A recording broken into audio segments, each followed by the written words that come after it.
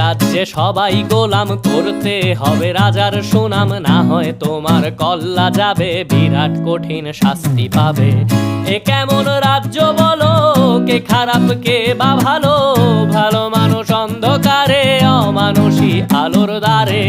এ কেমন হচ্ছে খেলা, চারিদিকে কষ্ট মেলা, কে কোথায় যাচ্ছি ভেসে, থামবো কোথায় অবশেষে। রাজার রাজ্যে সবাই গোলাম করতে হবে রাজার সুনাম, না হয় তোমার কল্লা যাবে, বিরাট কঠিন শাস্তি পাবে।